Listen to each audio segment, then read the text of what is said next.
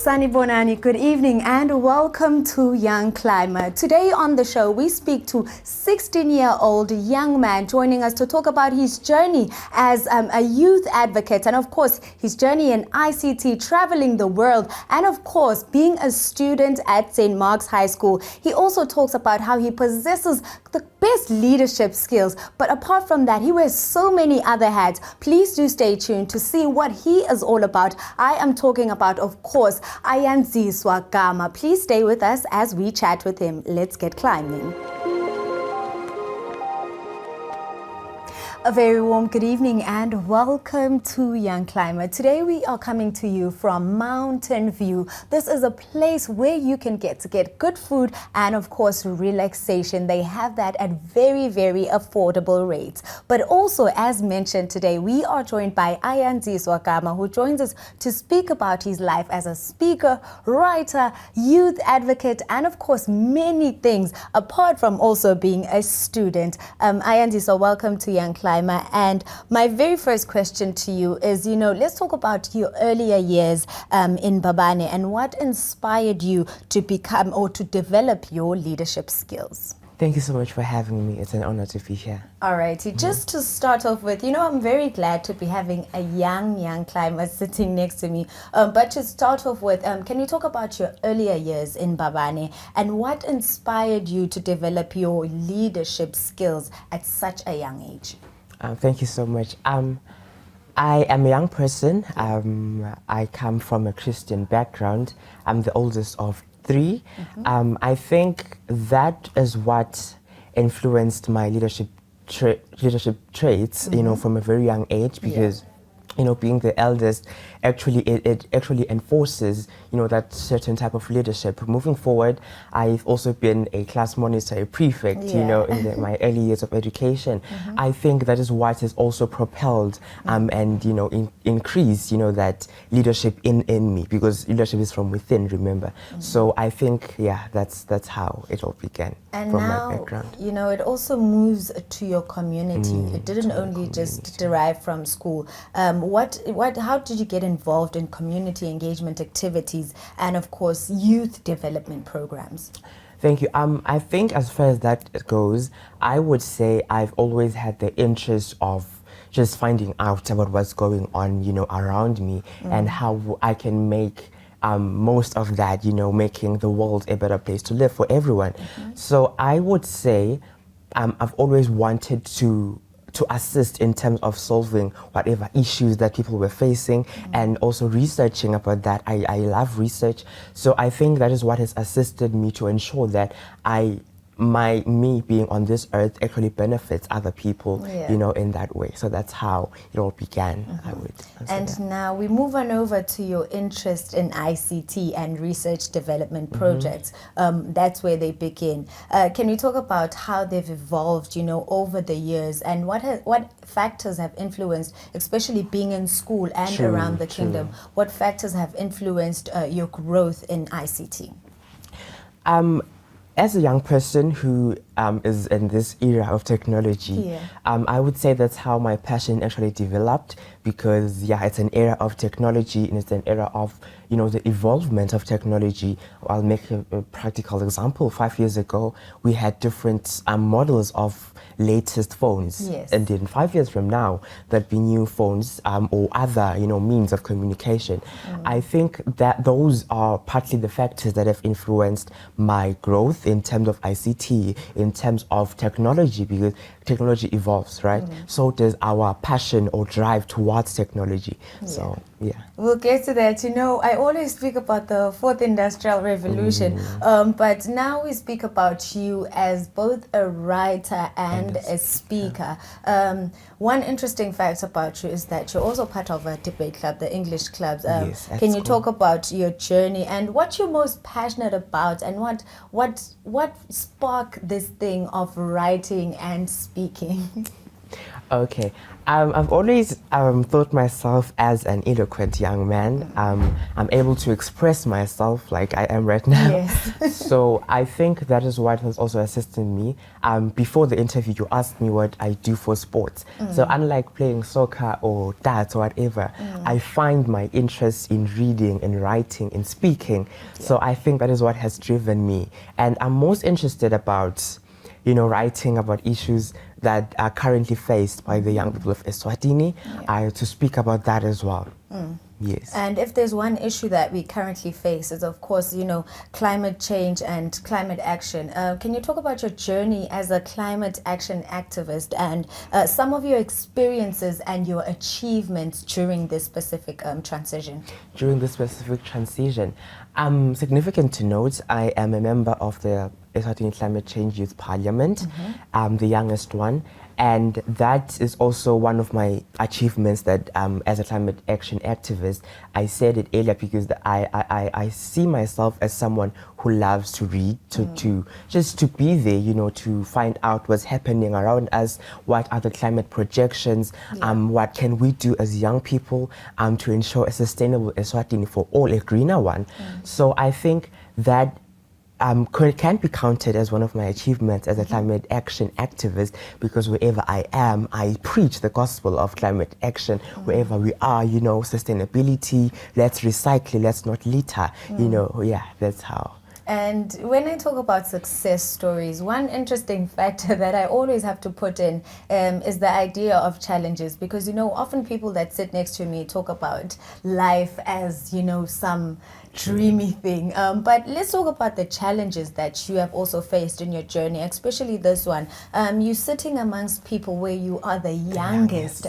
Can you share some of your challenges with us? Precisely. My challenges, I would say, the first challenge, as far as youth development goes, is the issue of stereotypes. That's just the greatest challenge, and I don't think as society we can get to anywhere without breaking those stereotypes. Those are the challenges that are faced because we have age stereotypes. Like I said, I'm the youngest sitting among people, who've been to university. They have their masters, their honors degrees, and here I am, a 16-year-old high school student. So I would say that as the greatest challenge, stereotypes, and secondly, it's the inadequate awareness of, these topics, climate change, climate action. Young people out there have no idea what this is, So that I would say was, the greatest challenges about this one. And amongst that hat, you also wear so many other hats. You're part of youth advocacy, women empowerment, and of course, mental health. True, mental health. Those are things I feel like you have already mentioned. You are here sitting amongst people and you're trying to encourage them about something, that you feel like they should know. What are some of the things that you then do in your own spare time to make sure that you have impactful information for the individuals in Eswatini? Thank you for that. I do research. I love research. So whatever topic that you can, pounce on me, I will make justice to it.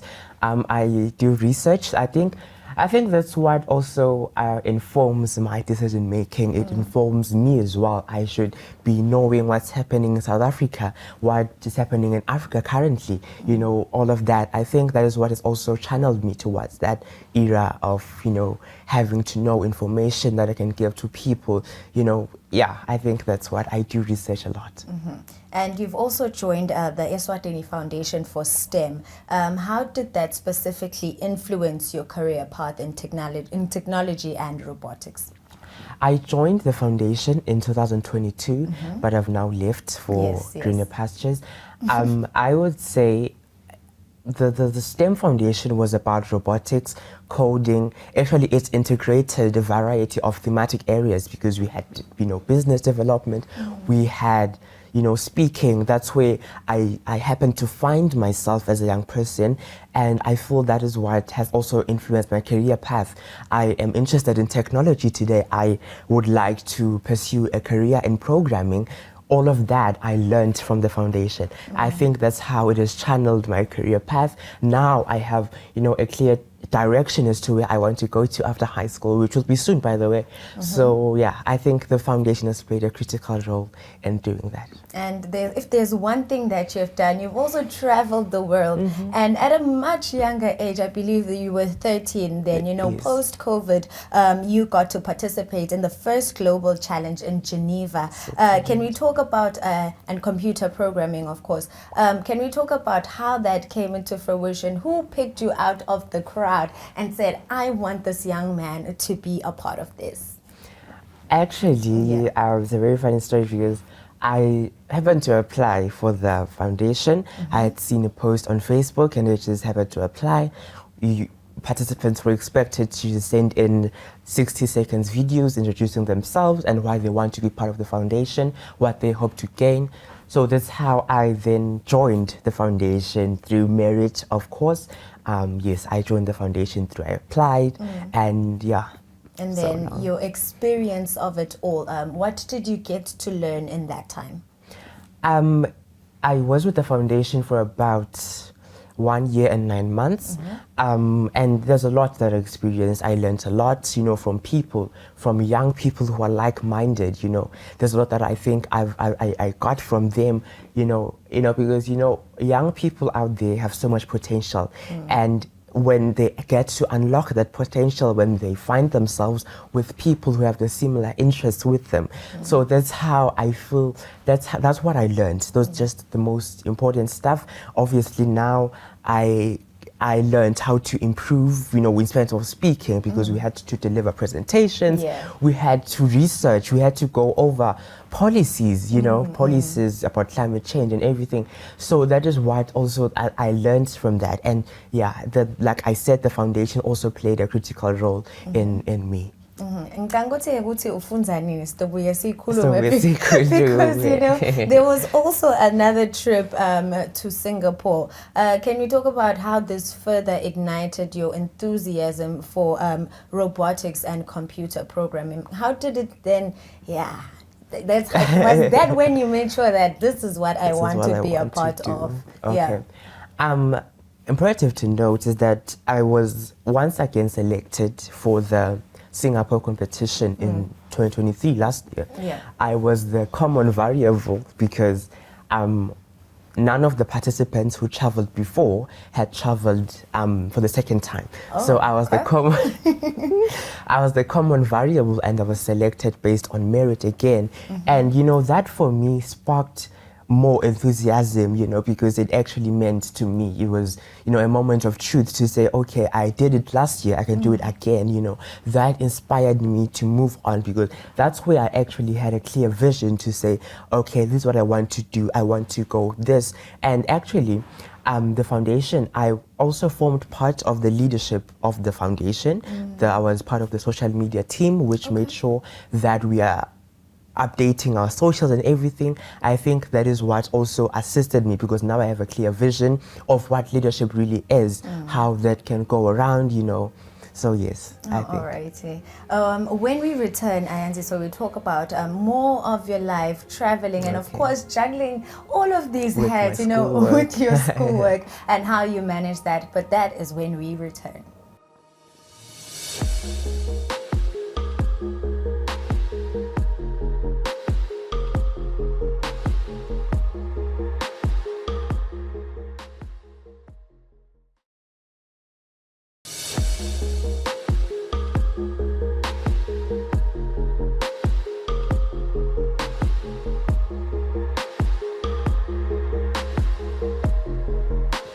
We are back and we are still chatting to Ayandziswa Gama, talking about his journey as a youth advocate and of course writer, speaker, and I can safely say you're a traveler, you've traveled the globe. But now let us move on over to being the youngest parliamentarian. True. What are some of the initiatives that you have championed to address climate change that you can specifically pinpoint? All right, thank you for that. She's mentioned I'm the youngest member of the Youth Parliament, which is basically an initiative by the Ministry of Tourism and Environmental Affairs, which was initiated to enhance youth participation in climate action. As far as my roles, I would say, as the Youth Parliament, there's a number of stuff that we have done so far. Currently planning the Conference of Youth, local Conference of Youth, the ELCOI, and we've also done that. Also tried to sensitize young people and to raise adequate awareness about climate action. On Monday this week, we were right here at Mountain View. We're hosting a workshop where we had about 40 participants, 40 young people, to also try and sensitize them, raise awareness, what's climate change, what can we do, what has been done, projections and all of that. And now, speaking about the idea of climate change, we'll bring it back to Ayandziswa. How are you feeling that the response is in terms of all the work that you have done? Are we responding well to the idea of, climate action? To some extent, I would say Ayandziswa, particularly young people, have been responding, because I'll make an example where when I wrote for the Times of Eswatini, I would get, even from when I was walking, down the street, strangers, complete strangers coming to me, hey, I saw your article, what are you doing? How can we assist? What is it you wrote about Earth Hour? What can we do to participate in that? So to some extent, I would say young people actually have been, showing interest in this. Yes, however, the road is still narrow as far as that is concerned. There's quite a lot that the young people have to do that they can still do, but presently I would say the response has been positive and meaningful. And now let's speak about principles of youth leadership and accountability that you have learned from your membership in the youth-led organization. I am also a member of the Youth-Led organization, which is just a youth-led, non-profit organization, which has sessions weekly to teach young people about these issues that we are facing. Today we have HIV and AIDS issues that we can still talk about. Tomorrow, ICT, the next climate action. I've learned a lot from that organization as well. We've learned how to adequately lead. It teaches mostly about leadership as well, and youth leadership, development of young people as well. I've also learned that when you're a young person, what are some things you need to be on the lookout for, and that how accountable you can be, and etc. That's how I've learned to improve myself as an individual as well. And now I think I'll backtrack also, or take it back to the center of your life as a student. There's some things that you're also involved in, in the school. Can you talk about your life as a student, and of course the support that you get from your school to manage your life, basically? Okay, precisely. I am a Form 4 student at St. Mark's High School, a proud student to be at St. Mark's. And the school actually has played a vital role in ensuring my continuity. I'll make an example. I am part of the English clubs in the school. I do public speaking, debate, spelling bee. That has also influenced my eloquency, my writing skills, contributed towards that, because that's where we learn the basics at school. When you're writing an essay, this is what you should do. It should have, a conclusion, a body, an introduction. I think the teachers as well have played a vital role. I'll make an example with the articles I wrote for the Times of Eswatini. One day I happened to find them on the notice boards at school, which shows their support. They are trying to make sure that they support and nurture the gift, because it requires to be nurtured, and to say, Ayandziswa, how far are you with this? Okay, that's great. I saw you on the newspaper. How about school? Are you studying enough? All those questions are what keep me going from my fellow teachers, my class teacher, and as well as the staff members as well, the teaching staff. And you've also represented Eswatini in the Pan-Africa Youth Leadership Program in the USA. Can we talk about your experience during that, and what was your takeaway from that? I was also nominated by the American Embassy early this year to participate and represent Ayandziswa in the Pan-Africa Youth Leadership Program, which was in April in the United States. Oh goodness, we did a lot. It was a 3 weeks program actually, which integrated a variety of themes and had quite a number of program components, we had, you know, civic education, community engagement, cultural exchange as part of the themes for the program. Yeah.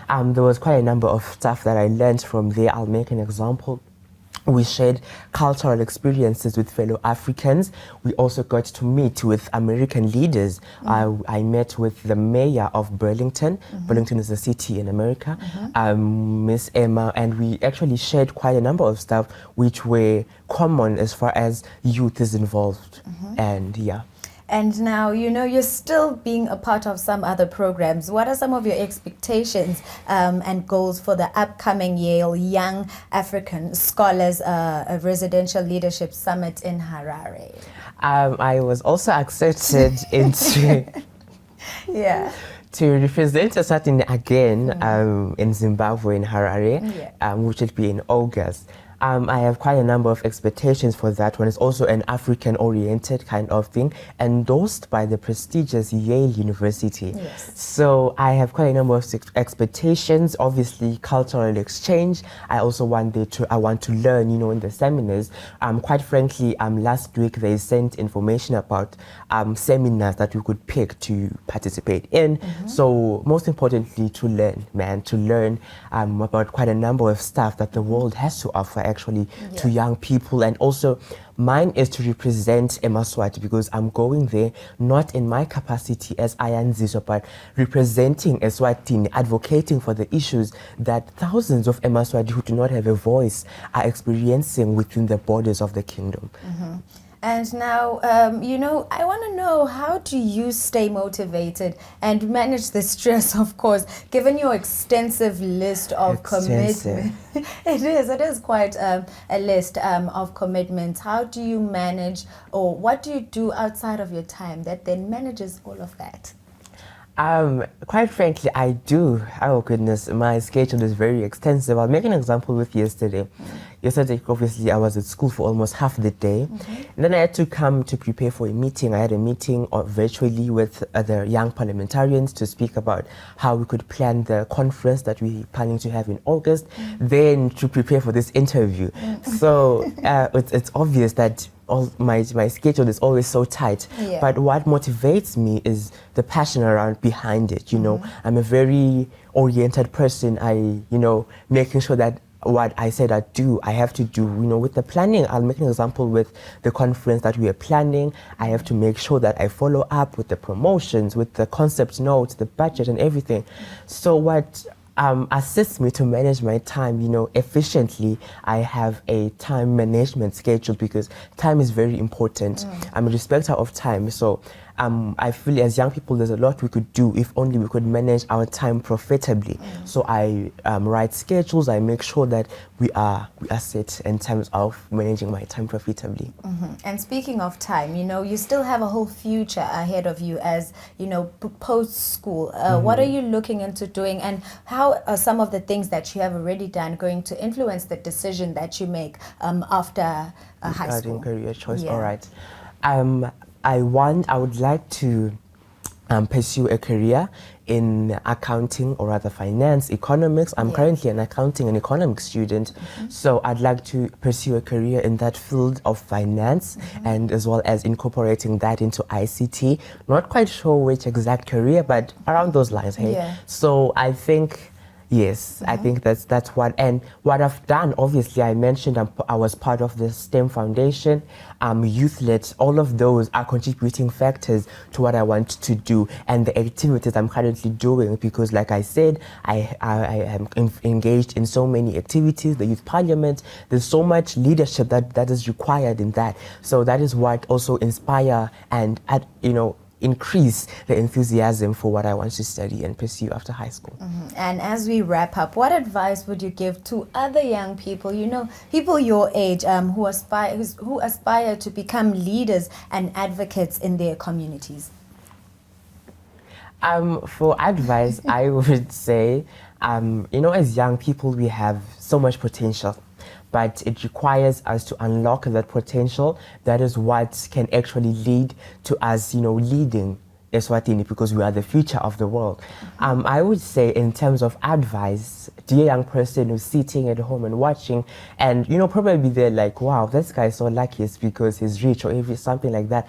I would say it's important to find your passion, know what is it that you want to do, and go after it. If you don't go after your dreams, no one will assist you in doing that. You won't get any platform for that. You need to find the platform to do that. And then also it's the youth, please, let's read.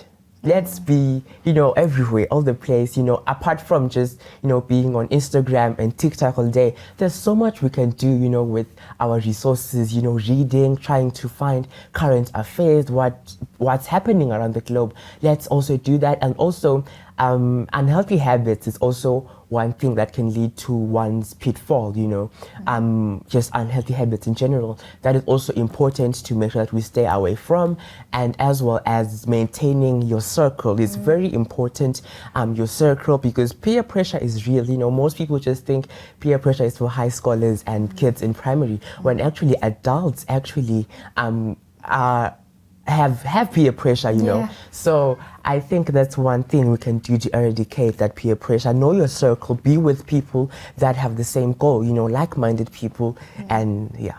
All righty. Thank you so much, Ayandziswa, for joining us once again here on Young Climber. I hope that all the young people that are listening, will be motivated by the decisions that you have made and follow suit, of course. Thank you once again. Thank you so much for having me. All righty, Babugile Makaya. That was Ayandziswa Gama joining us to tell us about, his journey. What a beautiful journey that was. But please do remember, we are coming to you from Mountain View. But from myself, Tabelo Dlamini, and the rest of the team, it is good night and God bless.